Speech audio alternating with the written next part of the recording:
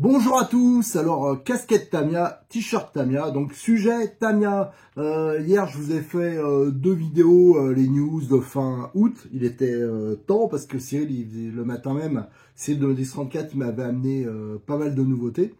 Et là déjà elles sont parties, alors il faut que je lui ramène. Donc il y avait en Tamiya, il y en a plusieurs, mais toujours sur les bases TT02. Hein. TT02 c'est le châssis où il y a le plus de nouveautés, le plus de choix. C'est vraiment le châssis de base chez eux. Ils ont sorti il y a je crois, 15 jours à peu près, je pense, la Porsche 911 GT3, donc cette version bleue, que je vais pas pouvoir vous présenter, mais c'est pas grave, hein, c'est la même chose au niveau châssis, niveau équipement que la Ford Focus. Parce que cette voiture, faut que il passe la prendre tout à l'heure. Elle est déjà expédiée, il n'y en a plus. Faut faire gaffe avec les nouveautés, des fois ça part vraiment très vite. Donc celle-là, on regardera juste la boîte. Et en dessous, on a, là elle est sortie par contre, là il y a 3-4 jours, enfin elle vient juste de sortir, c'est la Ford Focus RS 2003. D'ailleurs, il faut faire attention hein, dans le libellé, hein, sur la plupart des sites, c'est marqué 2023. Je pense qu'ils ont dû se tromper chez T2M, enfin c'est pas grave. Donc c'est bien le modèle 2003. Toujours une version un peu... là, c'est pas vraiment rallye, mais si, quand même. Mais c'est sans sponsor, on verra, ce qui est assez rare au niveau déco. Faut dire, la Porsche, elle est aussi relativement sobre. Donc, pour ceux qui sont pas hyper doués pour la pose des autocollants, ça sera autant de boulot en moins. Et on pourra, par exemple, la Ford, on peut facilement la personnaliser. Hein. C'est pas comme certains modèles où il y a tellement de... Les autocollants, ils vont pas avec toutes les couleurs. Là, c'est facilement adaptable. Alors, comme il y a souvent des nouveautés en TT02, on va présenter donc la boîte, on va regarder à l'intérieur, on va présenter la partie notice spécifique à ce modèle. Parce que je rappelle à chaque fois, il y a la notice qui est commune avec toutes les versions de TT02. Hein, et après, à chaque fois, il y a un additif qui est spécifique au modèle. Alors, pour pas répéter à chaque fois, enfin, être obligé de refaire à chaque fois la présentation de la partie notice, je vais enregistrer une fois pour toutes, donc ça, je la mettrai à la fin. Et pareil, hein, pour la présentation de quelques options voilà, que j'ai fait sur ce modèle de base hein, qui m'a servi un peu de démonstration. Je vous avais fait tout le montage en vidéo, c'était TT02 Lancia Delta. Donc si vous voulez voir, c'est disponible sur la chaîne et aussi en photo sur RCMag. Et ça servait en même temps de tuto pour le kit visserie. Hein. Moi je vous conseille vraiment, si vous êtes débutant, vous voulez prendre une voiture Tamiya, c'est quand même hyper sympa parce que c'est des voitures en kit. Et maintenant on a de plus en plus de voitures qui sont prêtes à rouler. Et on n'a pas le même plaisir. Pour moi c'est du modélisme, mais c'est pas quand même de toute façon... pas la même chose, et en plus quand on monte soi-même la voiture, même si on fait des erreurs, tout ça, si on a une panne, on saura la réparer. Tandis que quand on achète un RTR, souvent on est un peu couillon, au moindre problème. Et donc ça c'est bien, Tamiya il continue, c'est quasiment les seuls à faire des kits pas chers, et qui sont, voilà, que n'importe qui peut monter, s'il est un minimum quand même soigneux. Donc je vous avais fait toutes les vidéos où je vous détaille toutes les petites astuces, les petits trucs à faire. Mais moi je vous conseille, si vous achetez ça, donc prenez au minimum le kit roulement. Alors Cyril de Modis 34, il en propose un qui est d'ailleurs moins cher que le kit Tamiya, qui est très bien. Et vous avez, alors ça c'est pour ceux qui aiment la visserie un peu plus entre guillemets moderne.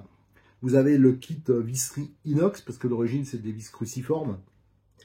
Qui est monté sur cette voiture. De toute façon, vous le verrez à la fin. Par contre, pour faire joli, c'est des têtes bombées. Enfin voilà, c'est vraiment pour... c'est sympa et c'est plus solide que la visserie d'origine. Mais par contre, attention aux têtes. Hein. N'utilisez pas de tournevis électrique sur une Tamiya. Il y a certains plastiques qu'on ne connaît pas. On peut se faire avoir. Il y a des plastiques, c'est style plastique maquette. Donc, ils font avec la vitesse de rotation, l'échauffement du métal sur le plastique hein, lors du vissage ou dévissage. Donc faites gaffe à ça et utilisez des bonnes clés et à la main. Voilà, je tenais à le préciser. Allez, on va regarder donc ces deux boîtes. Alors pour la Porsche, hein, ça va être rapide parce que la boîte, elle est commune à quasiment toutes les versions de TT02. C'est juste un autocollant qui est rajouté à chaque fois, je crois sur le côté aussi, non pas ce côté-là. Mais ici, voilà, on voit que c'est un grand autocollant. Et donc, on voit cette décoration qui est quand même un peu spéciale. Moi, en bleu, j'ai un peu de mal, je l'avoue. Mais après, rien ne m'empêche de la peindre en blanc, en rouge. Hein, justement, comme il y a très peu d'autocollants. Enfin, il n'y a pas d'autocollants qui vont empêcher, comme par exemple... tiens, j'ai une Ford Escort, là. C'est un peu spécifique, hein, avec les autocollants. Il y en a beaucoup plus, déjà. Là, ça serait difficile de certaines peintures. Si on peint, par exemple, en bleu, ça ira plus avec les autocollants. Là, c'est pas du tout le cas. Donc, mais c'est vrai que ça me fait bizarre. Bon, c'est peut-être parce que je suis pas un fan de cette couleur-là. Donc, la Porsche 911 GT3 992 qui, tout à l'heure, va partir, hein, expédier chez un client à Cyril. Donc, mais de toute façon, j'aurais pas à monter. Hein, c'est pas un modèle. Moi, j'avoue que j'aime bien les trucs un peu entre guillemets vintage. Alors, comme j'ai dit que c'était identique niveau boîte, on va regarder tout de suite là, Ford Focus RS. Alors pour la Ford Focus RS, hein, c'est la même chose. La boîte, vous regardez, c'est un autocollant qui a été rajouté. Donc toutes les informations qui sont valables, qui sont indiquées pour la Ford Focus, elles sont bien sûr valables pour la Porsche. Tiens, par exemple, on va prendre l'exemple de le petit autocollant qui a été rajouté par le distributeur aussi, pour dire que dedans, on a le moteur et le contrôleur. Ça, c'est pour les modèles export. Là, on l'a aussi, et on peut voir d'ailleurs sur la Porsche qui a marqué aussi, le moteur, c'est un Torque Tunnel. Alors, Torque Tunnel, si je me rappelle bien, c'est le 25 tours.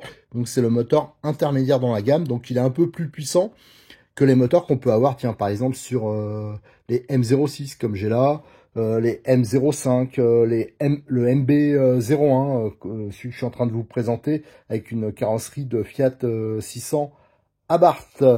Voilà, donc le moteur on a vu. Au niveau du contrôleur, alors là, le contrôleur, je rappelle aussi depuis le Covid, je sais pas s'il y avait vraiment un rapport, on l'a jamais trop su, mais ce n'était plus des contrôleurs Tamiya qu'il y avait dedans, c'est des contrôleurs Obi-Wan, et moi je trouve que c'est un gros progrès, sauf que des fois, il livre des 40 ampères et des fois des 60.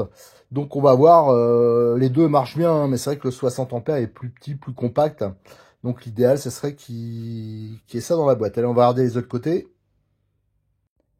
Alors sur ce côté de la boîte, qu'est-ce qu'on trouve? Alors déjà, tiens, là aussi, il y a marqué, on voyait pour la Porsche, pour la licence, là aussi, c'est indiqué. Et là, nous avons un petit historique en anglais et je pense en japonais. Et comme à chaque fois, on a une vue de la voiture assemblée, vue du dessus. Alors là, c'est une version circuit, mais un TT02, on peut l'utiliser en version rallye, en version drift. Donc ça, c'est une transmission donc par couple conique avec un long cardan central.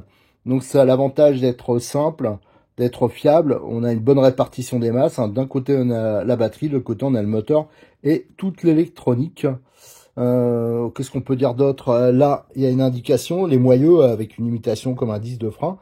C'est pour montrer que dedans, dans la boîte, vous aurez deux possibilités de voix, hein, de réglage de voix. Je crois que c'est 190 et 200, juste en changeant les moyeux. Voilà, donc ça c'est aussi pas mal pour adapter la voiture selon la carrosserie qu'on utilise. Alors de ce côté, il montre les éléments qui seront nécessaires pour finir la voiture. Alors il montre la radio, ça c'est bien, la batterie, le chargeur. Là on en a déjà parlé, on en parlera à la fin. Hein. Je vous invite vraiment à regarder à la fin. Je parle des options, du matos qu'il faut. Ça faut pas prendre de l'ultra bas de gamme. Moi je vous déconseille de prendre du NIMH. Prenez une batterie lipo direct parce que si vous pensez faire une petite économie au début, vous allez prendre du NIMH. Alors si vous avez qu'une, c'est pas suffisant. Alors on a tendance à en prendre deux, trois. Et après on s'aperçoit que bah, l'autonomie est pas terrible. Alors et on achète du lipo et on se retrouve avec des batteries qui servent plus à rien.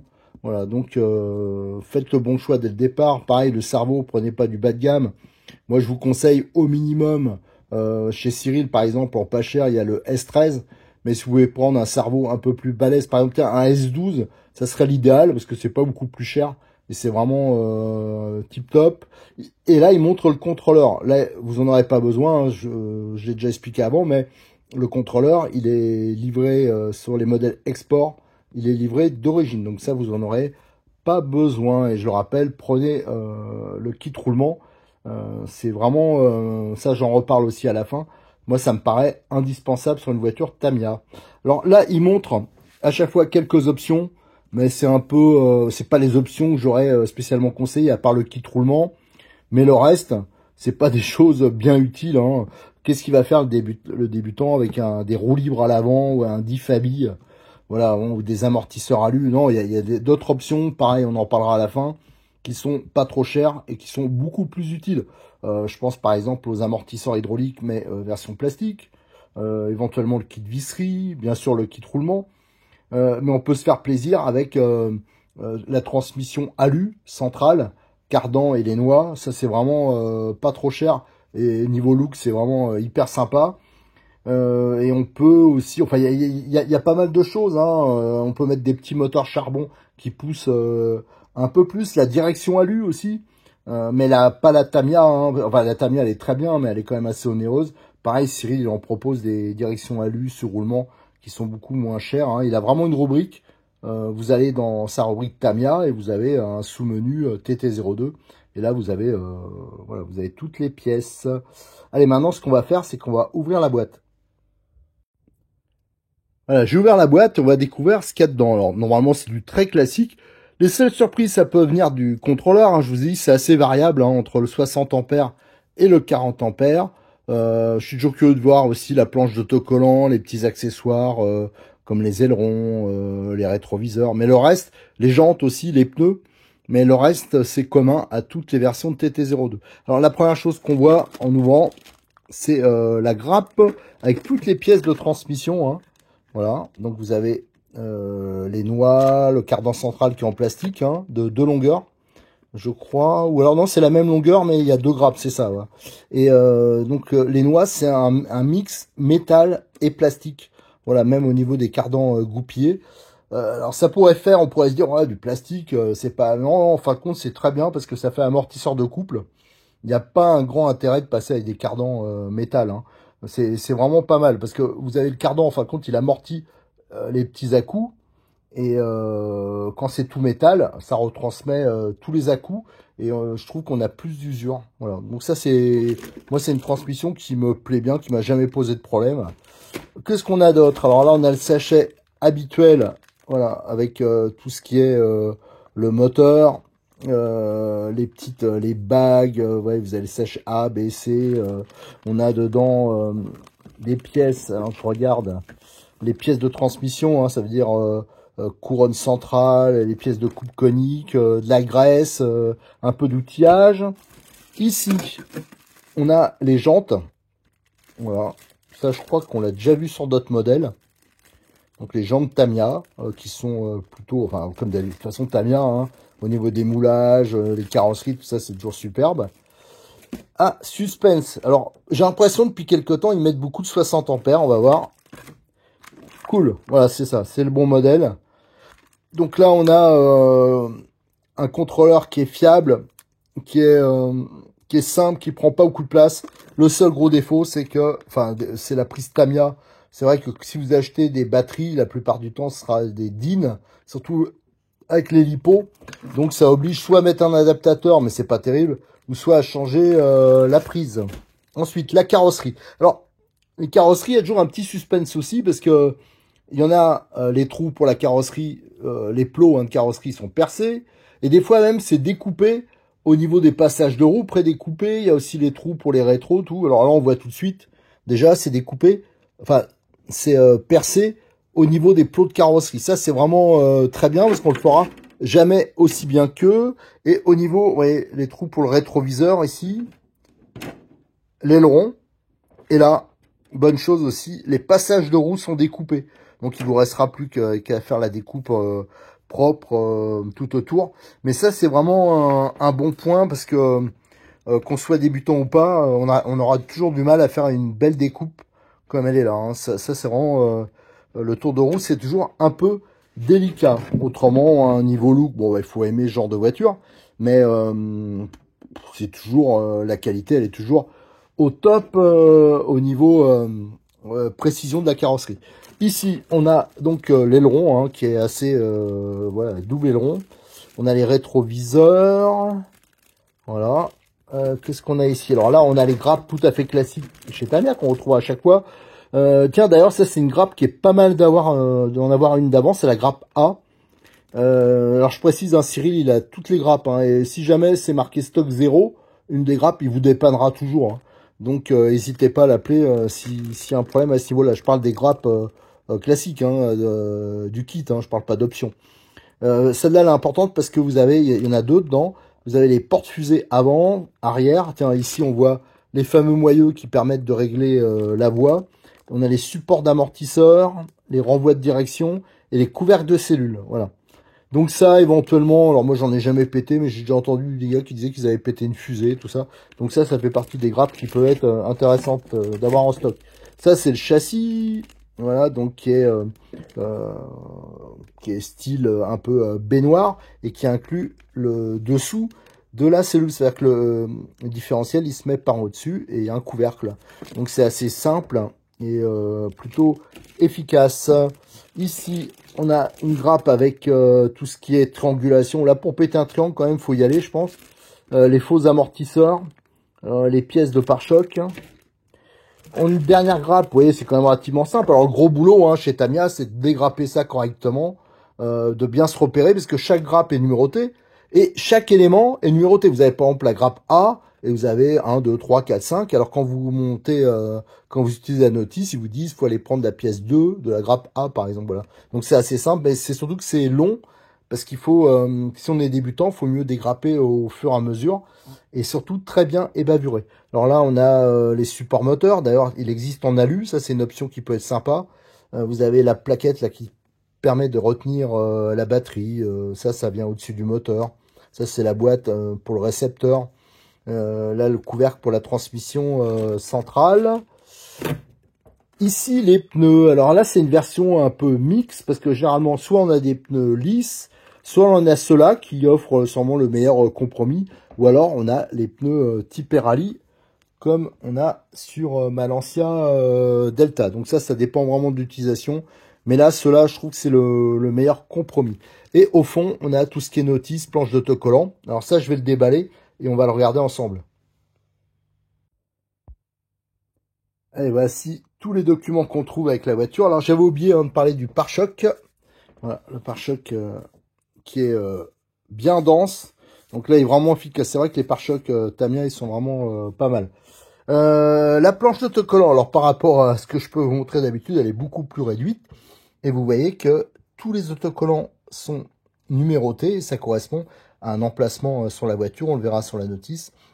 Ils sont pas prédécoupés, hein, donc il va falloir découper ça. Donc il faut être hyper soigneux. Ça c'est vraiment important si vous voulez un aspect maquette. Et derrière, on retrouve les masques hein, pour essentiellement les vitres. Hein. Ça, c'est pour la peinture de la voiture. Donc ça, c'est vraiment bien. Là aussi, faut, si je me trompe pas, faut aussi les découper. C'est pas prédécoupé. Ça, on le verra après. C'est la notice donc qui est commune à toutes les versions TT02. Et là, on a celle qui est spécifique à la version Ford Focus RS, et c'est la même chose hein, pour la Porsche 911. Dedans, il y a le même genre de notice. Alors, vous voyez, là, il parle... alors, autant la notice de celle-ci, commune, elle est en français. Celle-là, elle n'est quand il n'y a que de l'anglais. Hein, et du japonais, je pense, ou du chinois. J'avoue de ne pas savoir le reconnaître. Alors là, il montre pour découper les tours de roue. Là, on a vu que c'était déjà fait. Là, c'est tous les perçages. Ça, on a vu que c'était aussi fait. La page 2, là, il y a tout ce qui est découpe. Les tours, là, les masques pour la carrosserie. Il faut bien sûr penser, une fois que ce sera peint, à enlever le film. Hein, ça, c'est après. Il faut bien sûr la nettoyer, hein, bien la dégraisser. Et une fois que c'est peint, donc c'est avec les couleurs, normalement, elles sont indiquées. Ouais, c'est PS1, donc c'est le blanc classique de chez Tamiya. Donc là, ça sera simple. Et on a, faut retirer, bien sûr, les masques. Et avant de mettre les autocollants, faut retirer le film. Ça, c'est important, il y en a plein qui se font avoir. Et à la fin, dans le 3, il est de l'autre côté. Le 3, c'est le montage de l'aileron. là qu'il faut peindre si on veut que ça soit comme sur la voiture avec une bombe TS26. Je rappelle que les références PS, c'est pour les peintures Lexandre, c'est de l'intérieur. Les TS, c'est de l'extérieur, hein, c'est pour les parties en plastique. Et là, on a tout ce qui est plot de carrosserie, l'installation sur la voiture. Et de l'autre côté, 6-7, à mon avis, j'ai raté un truc. Non, mais c'est bon. On a tout aussi, bien sûr, à la pose des autocollants. Hein, vous voyez, vous avez tous les numéros. Ça, c'est les autocollants qu'on retrouve donc sur la planche. Donc, ils sont tous numérotés avec l'emplacement dédié. Et là, vous avez le montage du rétro qu'on peut peindre aussi. Il y a les références de peinture qui sont à chaque fois indiquées. Et le rétro, il est installé avec un clip à carrosserie et un joint torique. Hein, comme ça, il peut un peu bouger en cas de choc. On le voit mieux ici. Allez, maintenant, ce qu'on va regarder, la suite du programme, c'est on va regarder un peu les sachets hein, individuellement. Le gros sac, là où il y avait les sachets A, B, C, où il y a le moteur, la graisse, le petit outillage. Ensuite, on regardera la notice commune et on finira par regarder cet exemple hein, TT02 qui est équipé de quelques options. Alors, avant de consulter les documents, hein, c'est vrai que je voulais quand même vous montrer ce qu'il y avait dans le sachet là où qui contenait pas mal de petites pièces, notamment le moteur. Alors déjà, on a des petits sachets comme d'habitude hein, chez Tamiya. Le A, alors par exemple le A, dedans vous avez la graisse, vous avez le pignon moteur, de la visserie. Le B, qu'est-ce qu'on a? On a les ressorts pour les faux amortisseurs. On a la petite clé croix hein, qui est livrée sur toutes les voitures Tamiya. Alors ça depuis les années 70. Là aussi, on a pas mal de visseries. Le sachet C, là, on a les petits colliers. Encore de la visserie. Là, on a le moteur. Donc, le torque Tuned. Ici, ça, c'est la grappe, en fin de compte, avec toutes les pièces de transmission au niveau du différentiel. Donc, coupe conique, les cordes de diff, les pignons, le pignon d'attaque hein, du coupe conique et les satellites, les planétaires qui sont en plastique, ainsi que la couronne. Alors ça, bien sûr, il faut parfaitement le dégrapper, hein. Autrement, vous aurez des points durs dans les diffs.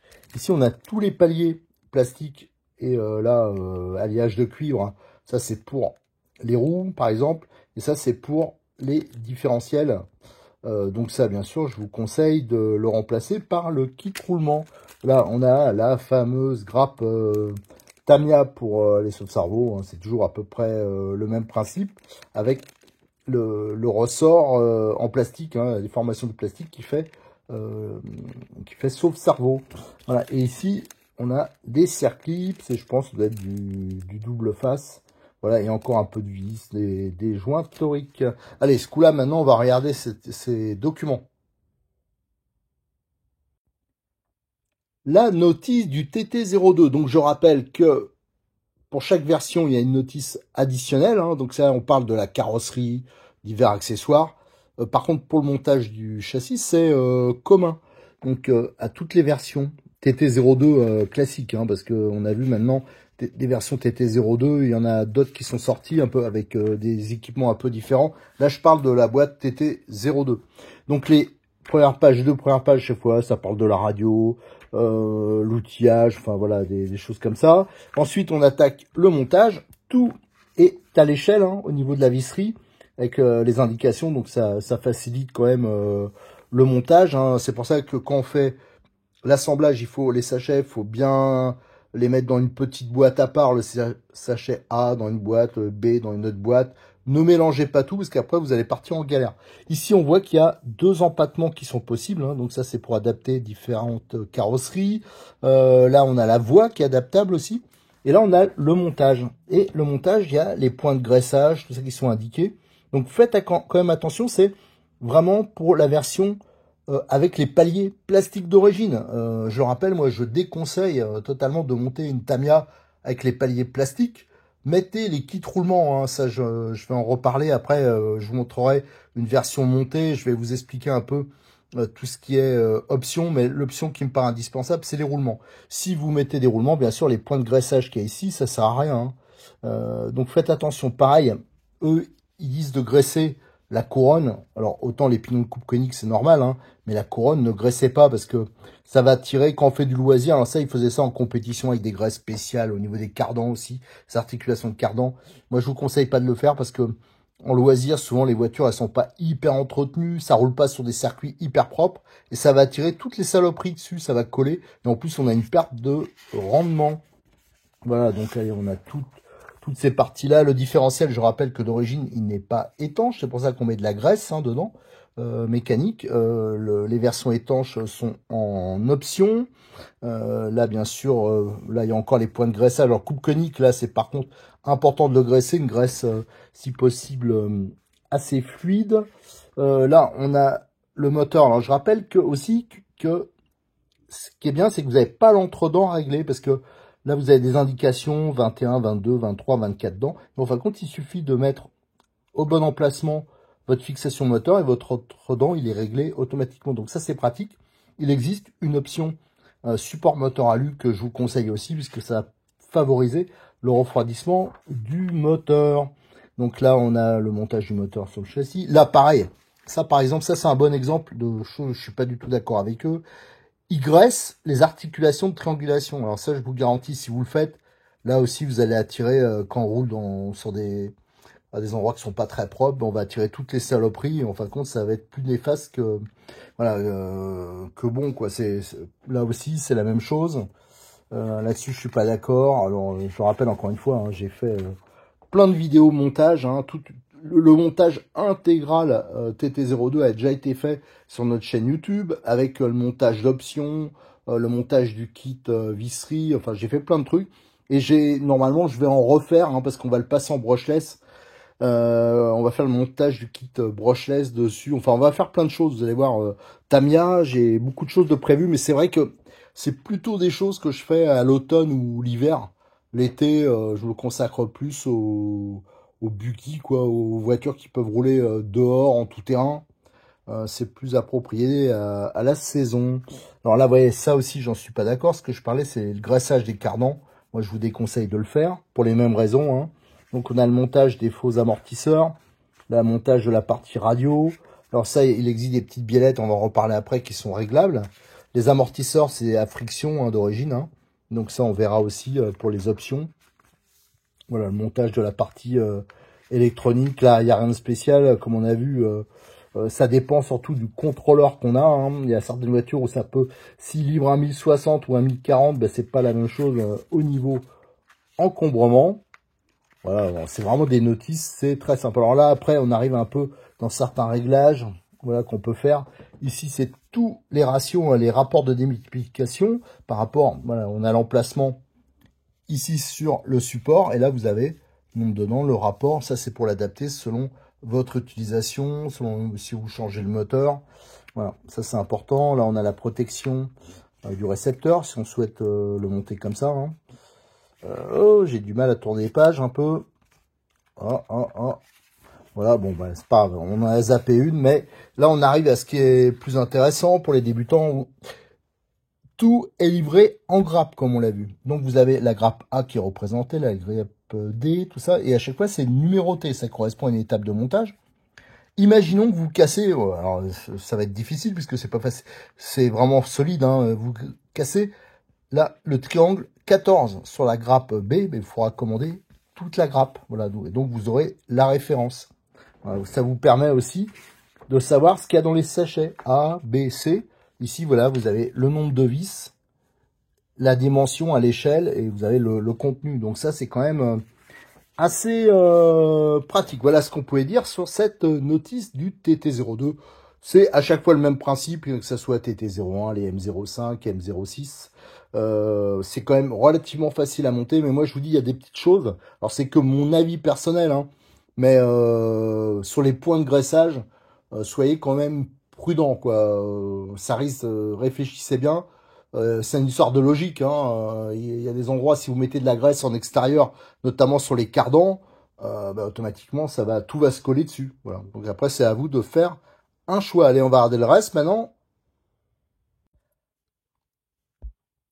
Alors, on va finir cette vidéo avec un exemple. Ça veut dire qu'une voiture, un TT02, qui est déjà assemblée Alors, c'est pas la voiture avec laquelle je roule, qui est actuellement démontée, parce que je suis en train de la passer en brochesse, mais ça, c'était plutôt une voiture d'expo, et c'est surtout la voiture qui nous a servi à vous faire les vidéos montage. Donc, on avait fait le montage intégral, à tester le montage de quelques options, et le kit visserie surtout. C'est celle-là qui a servi, voilà, ouais, on le voit, hein.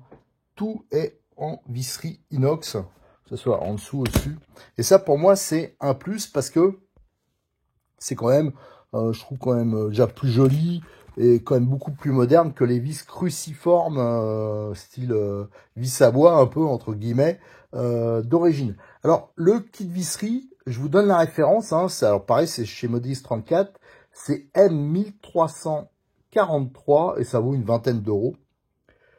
Je rappelle encore une fois qu'il ne faut pas utiliser la visseuse avec du Tamiya, parce qu'il y a certains plastiques Tamiya, si vous utilisez la visseuse, ils vont fondre carrément le filetage.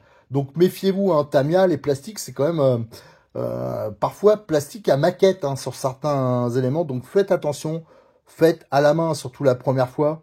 De toute façon, même les fois d'après, hein, c'est très rare. Même si je dois utiliser la visseuse, j'y vais vraiment hyper doucement. Autrement, là, vous allez fondre les filets, vous allez vous faire couillonner. Ça, j'insiste beaucoup là-dessus. Alors là, c'était une version rallye, c'est pour ça qu'il y a les pneus, c'était une Lancia.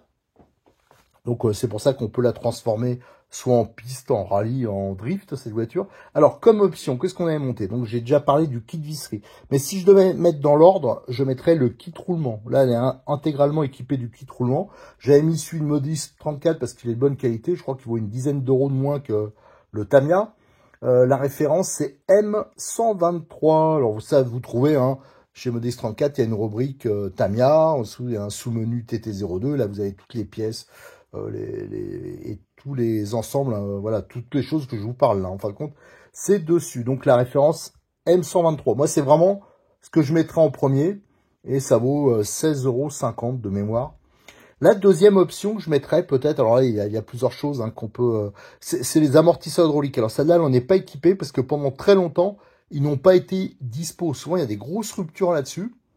Actuellement, je crois que c'est dispo. Je vous donne la référence, hein, ça vaut une trentaine d'euros, un peu moins de 30 €. Je crois que c'est la référence 54 753. Alors, ils sont en plastique, mais franchement, ils sont pas mal. Et l'avantage, c'est qu'il y a les 4. Donc, on fait la voiture intégralement. Donc, ça, c'est bien.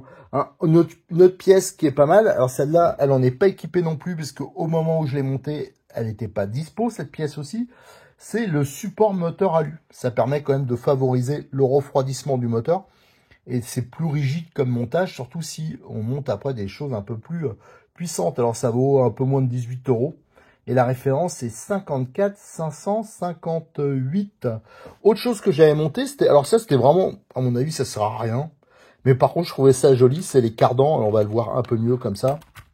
C'est les cardans centraux et les noix. Voilà, bleu en alu. J'ai dit, ouais, je vais me faire un petit plaisir. Je m'étais monté ça. Alors, je vais vous donner les références assez séparées. C'est pas comme le TT01. TT01, c'est un kit qui a les noix et le cardan central ensemble. Là, vous avez les noix. C'est la référence 54 502. J'ai vu que ça vaut à peu près 9 €. Et le cardan central, c'est 54 501. Et ça vaut, pareil, un peu moins de 7 €.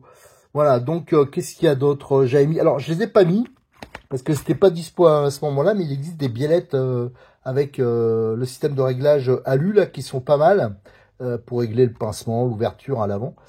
Ça c'est la référence M1319 et je crois que ça vaut 13 €. Il y avait aussi le radiateur. Alors moi c'est un radiateur que j'ai trouvé chez Cyril d'une autre marque, hein, moins cher, mais il y a un radiateur spécifique TT02 et la référence qui vaut une dizaine d'euros. Et la référence, c'est 54 571. Ce que j'avais testé aussi, c'était... Parce que la direction alu de chez... comment dire, Tamiya, ouais. C'était trop cher pour moi, quoi. Je pouvais pas.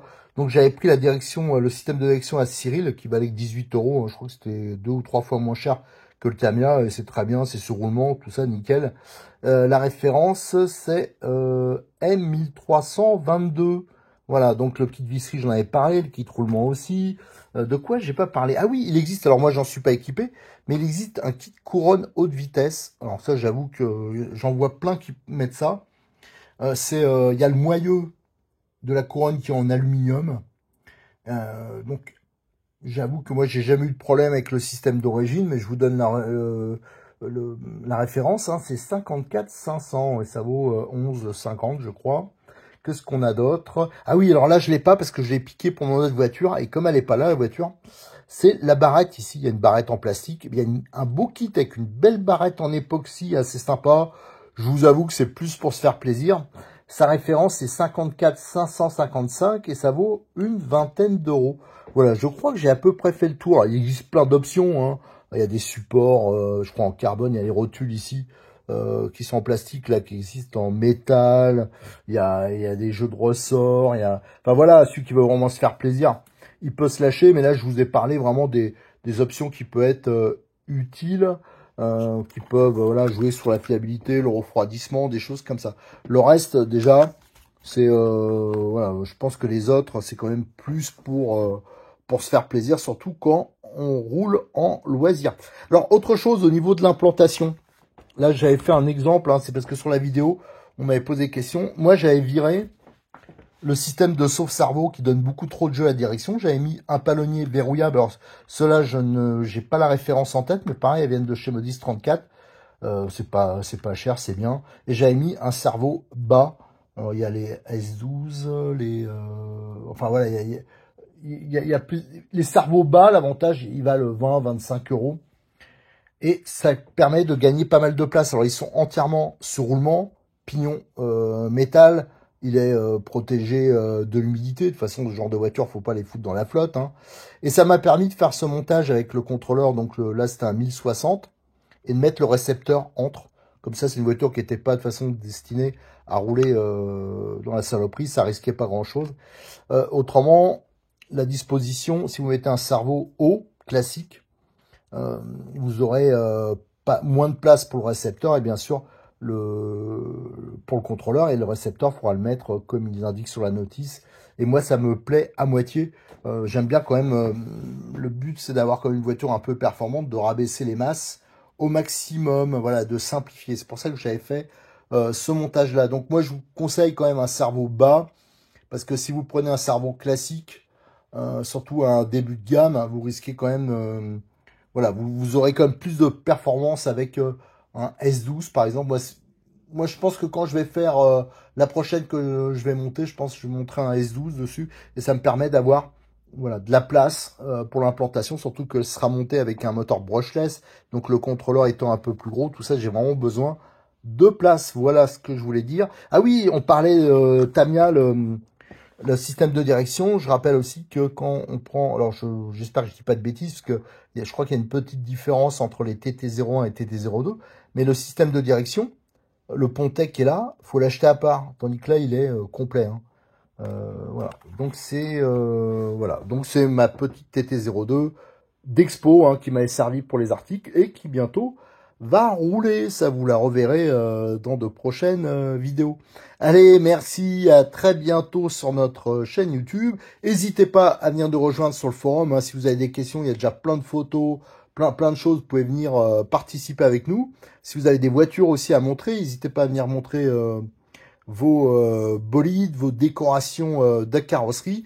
N'oubliez pas de partager, si vous voulez nous aider, on est une association, à partager les vidéos, hein, à liker aussi nos vidéos et à vous abonner.